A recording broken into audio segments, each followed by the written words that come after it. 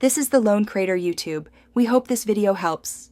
You'll begin by opening Chrome and accessing your profile icon. This immediately ties the browser to an account. Sign in with the Google account you want to use because that account stores your synced data. Once signed in, enable sync and choose what to include: bookmarks, passwords, history, extensions, so you control what moves between devices.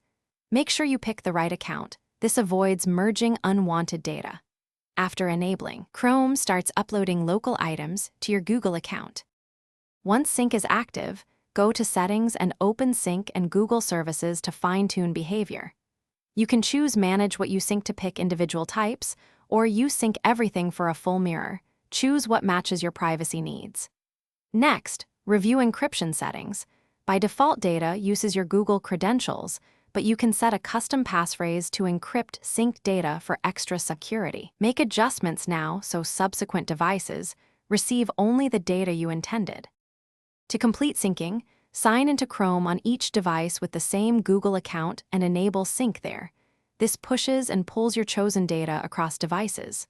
Verify that bookmarks, saved passwords, and extensions appear as expected, and make sure Chrome versions are reasonably up to date for compatibility. If syncing fails, sign out and sign back in, confirm network access, or reset sync from the Google dashboard.